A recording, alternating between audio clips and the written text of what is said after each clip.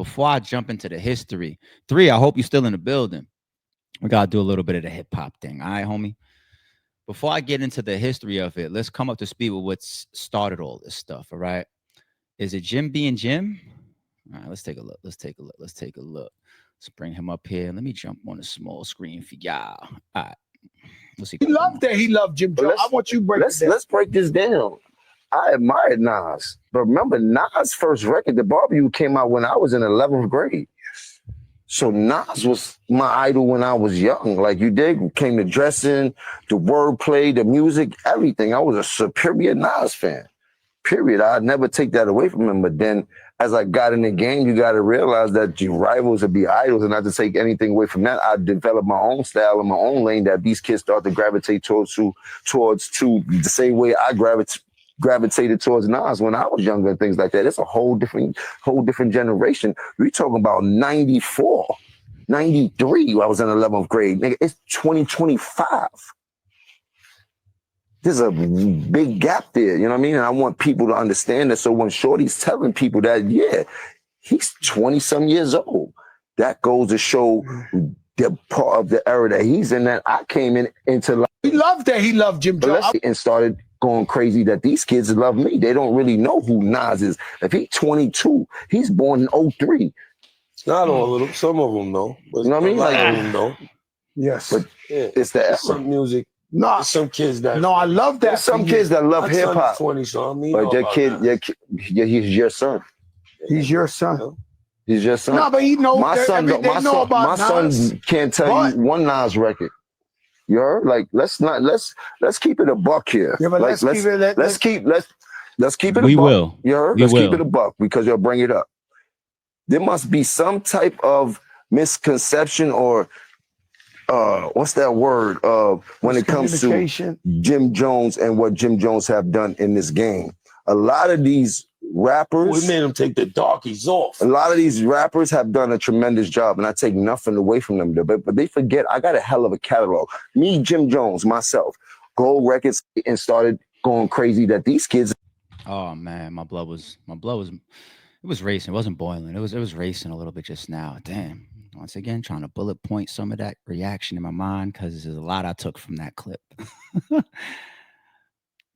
Jim Jones, he's done it a bunch of times. He's done it with Pusha T. He's done it with Nas. He's done it with Styles P. And some of it I believe is competitive, which is dope. I have no problem with that. None of these is no real beef. So shout out to Jim, right? And he should also be confident. And if he wants to take a shot, if he wants to compete, if he wants to believe in his library and his legacy, he definitely has the right to do so. And he's earned it. Okay. So let me start there. But one thing that he does consistently, in my eyes, he's not that good at giving credit to people that he don't fuck with, right? In regards to what they actually earned, their truths. You see, I've always tried to practice that as much as possible. Yo, you don't get along with these people, but what do you think about that main event? That main event is crazy. You know what I'm saying?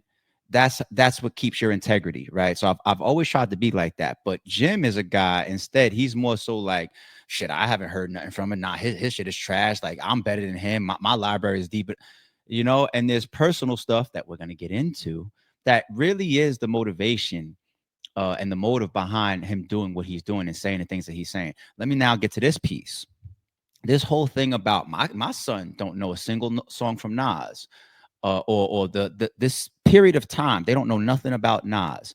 Jim, that's a little crazy for two reasons. It's crazy for two reasons. The first reason why it's crazy is when you have these generational switchovers and handoffs, right? The impact of somebody carries. The impact will carry for lifetimes. Okay? There's children that were born in the 2000s or whatever, and they were birthed after Michael Jackson passed away.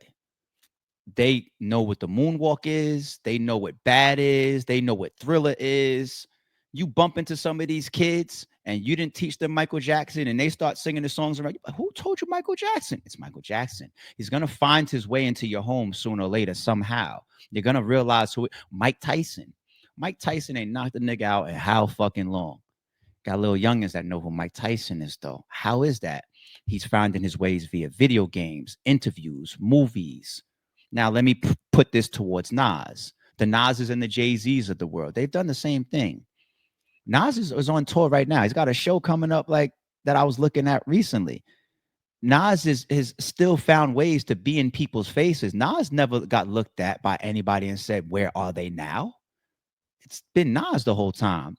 Jay-Z may not be dropping an album every 6 years lately, right? But we still are aware of this guy's presence within the hip hop world. Now, here's factor number 2. To say that my son don't know nothing about Nas, it's a letdown for the people that's in hip hop. And that response came from when Jadakiss was saying, like, my kid, you know what I'm saying? And Jim was like, yeah, but you're a kid, you know what I'm saying?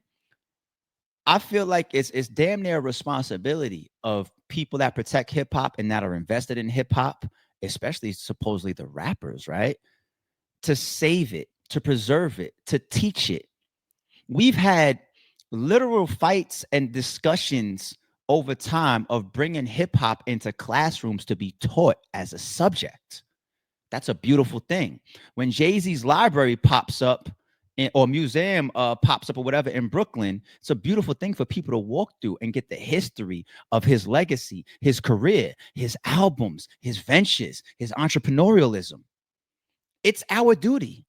And dude, the reality of this shit is you just don't fuck with Nas, and that's okay. But passing on Nas's legacy is kind of like the duty of the hip hop heads in the hip hop world.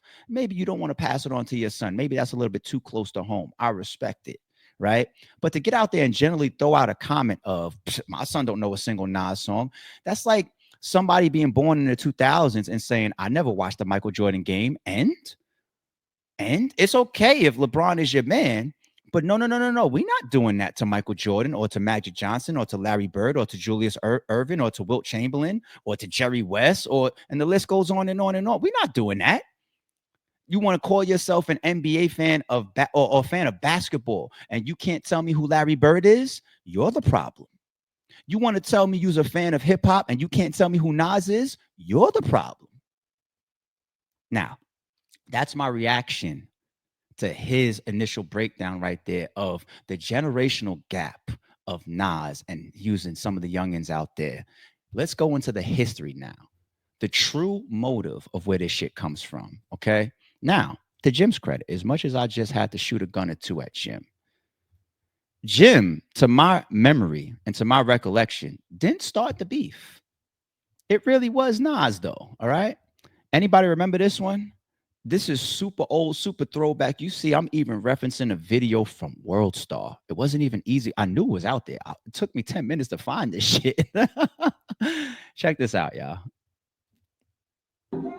Today, I just got a call telling me this. Apparently Cameron was saying some shit about your daughter and R. Kelly and bringing her to his house and some shit like that. I mean, it would be obviously, to talk about people's moms and daughters, and that's how you reach down and really try to hurt somebody and his feelings.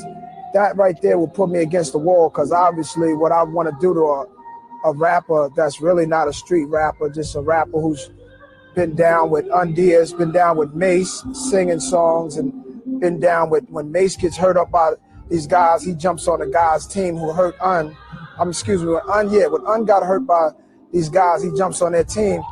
He's lost, he's looking for a way to sell records, but he doesn't understand he's being used as a slave by Hot 97 for ratings and to speak up for Flex, who don't care about nobody except for himself. And what I'm telling artists is you gotta have balls and gotta let these guys know, if you're a DJ, be a DJ. If you're a radio personality, be a radio personality and nothing more. We make the music that allows them to have a voice on the radio, and they take control and try to say that they have all the power and going to dictate what we have to do. I spoke out against it, so they got a dummy to go up there and be a dummy on the radio and speak on their behalf and talk about me. And it's really unfortunate because they're using him, and he's not even a part of my fight. My fight is a big fight. My fight is against any power structure that's going to try to hold back freedom of speech, and that fight ain't over yet. You brought up names like Cameron and Nelly when you're on Power 105. I brought up names. I brought up names like, you know, Cam, Nelly, Cameron, because he had a hot single. The album to me is garbage, and that's how I feel. You know, rappers are scared to talk about these things, and the radio stations get paid to play these records over and over. The album's garbage. I'm saying step up your pen game. Noriega, I like Nori, you know what I'm saying? But I feel like he's really not taking this game serious enough. He's more talented than that. Who am I to decide? Who am I to say something? I'm a human being with opinion. Nelly, he made remarks about KRS-One. To me, it's outrageous. I don't know why I'm saying this. I don't know what's got into me. But one thing is I love the music too much, and I'll try to stay real to it. When I see people faking the funk, I can't have it. I bought Nelly album. I bought Nori album. Nelly's very talented, but just the battle between him and KRS-One, I didn't understand, and I spoke about it. Now, when one rapper takes it upon himself to challenge me, we're gonna see what happens when my next album come out. How's that going? That was a very important piece for me to leave up until the end when he said, if anybody takes an issue, we're going to see what happens when my next album drops. That's important. Even though we just put Nas on the spot, one of our GOATs, one of our legends, one person that we need to protect for life. Okay. It was important for that end because it was competitive and it was passion and it was hip hop rooted, the issues that he started taking across hip hop. But you also got to respect the fact that within hip hop, most of his primary targets were within New York. A New Yorker, a Queensbridge New Yorker. He went after New Yorkers the most, right? Nori. This is not even just like Staten Island and Queens. This is like both Queens natives. Like we both from Queens. Like he like, yo, Nori, at the end step, when he went on that rant, remember, he was into it with Jay. He was supposed to do his concert. Allegedly, Summer Jam or Hot 97, whoever, shut him down, didn't allow him to get his payback the way that he felt that he earned and he deserved to. He took his ass right over to the Ops 105 and said, okay, I'm outing everybody. The payola shit, he changed the game when it comes to payola, as a matter of fact. Give Nas his credit in that moment. He was being an ambassador, right? He rubbed some folks the wrong way, but he was being a hip-hop ambassador. Payola, there's laws and shit that changed around his rant about DJs taking money. He went at Nelly. Hey, I'm going down now. Oh, that is Nas is a New York lyrical assassin. He heard that. You're like, you went diamond with that. He voiced it. Nori, you know, one of the biggest attractions to Nori is here. Like, at what point in the song is he gonna scream, what? Like, yo, step your pen game up, Nori. It's like, oh shit, Nas is going crazy. He's shooting at everybody. And that's real. That's really what happened. You know what I'm saying? And there's a bunch of people that got caught in his crosshairs. Cam was one of them. The album was trash or whatever. Nas felt that he had the right to critique all of his peers and the state of hip hop. And he did. Maybe he went about it the wrong way. Maybe he could have chose a different choice of words. But if it was all based in competition, that's one of the ultimate passes because this is hip hop and you niggas should know what time it is. Kendrick lyric reference in the flight real quick. You know, reference king. But Jim was going to take issue with it. Early Jim Jones within the Diplomats wasn't necessarily a rapper, wasn't a videographer at the time, wasn't a fashion icon back then. His damn near full image was like the protector, the capo. What's a capo? Where does a capo come from, people? Jim Jones? No, it comes from mafia terminology, the underboss. Okay? That was pretty much Jim Jones's whole image, the enforcer, the person that's going to get out there and be New York's rider man. You guys with me with the history? Right? That was really why Jim came out and he did this. I'm laughing even bringing this shit up. Check this one out for anybody that either didn't know, maybe wasn't around back then, or forgot. Let me scroll down through this John here. Where's the audio to it? Here it is, right here. As for Nas, man, I guess you ain't Muslim no more, man. So you know what that means. I'm gonna smack that fucking kufi off your fucking head, man. Because I had a little issue with my Akis, man. They was telling me be cool with the little fucking kufi shit. But no, here goes kufi straight off your fucking punk ass head. Yo, who was there? Who remembers, B? He was calling himself the Kufi smacker. He had a Kufi list and all that. Smack your Kufi off. Because remember, people, when Jay-Z was into it with Nas, when he said the lines, "Fuck you trying to kick knowledge," right? He was painting Nas as like, when did you turn into Sharif? When did that happen, Nas? Nas was coming out. The Kufis came on, and he went a little bit more conscious. He wasn't as street as we were used to him being, and that's where Jim Jones went. He the Kufi. I'm gonna smack the Kufi over. So, you had to be there. You had to be there, and that's really what it all started from. And the thing with Jim, going back to my initial reaction and take on what he said up there with Fat Joe and Jadakiss, over the years he's just never been able to separate the two. Jim Jones is not able to get up there and say, "Yo, Nas is a GOAT. Nas is one of the best rappers ever." Nas has maintained his relevance from the day we met him all the way up until June 2025. Jim is not really capable of doing that, and he's done it with a bunch of people, right? And now the internet is killing him for it. But the history of it is showing you where his bias towards Nas came from. And it's like he hasn't healed from it, okay? He's still got an issue. I don't think he wants to smack nobody's kufi off no more, but he still has an issue with Nas, okay? So there goes the history walk for you guys. That take is not on the internet right now, okay? And 3, this is where a lot of this stuff is unfolding, okay? It's unfolding at this time. All right, 3, this classic era. And I know you try to come up to speed on it, later on YouTube. You're probably like pulling up some links and whatnot. But now I was taking them trips down Canal Street and all that, and picking up my weekly, sometimes 2-3 times a week, Drama Kings and Desert Storms and DJ Envies and the Dipset movements and the G Unit radios and the Lil Wayne trap. Like, I understand, man. Like, you're still catching up. You've done a good job catching up. You have a good amount of knowledge, but king level, boy, you got a long way to go. I'm gonna keep learning you though. It's all good. I got you, 3. Don't worry about it. Perfect transition using 3, who is one of our battle rap legends, to move into my battle rap topic. And pardon, I know lately it's been like a different look for a different reason, but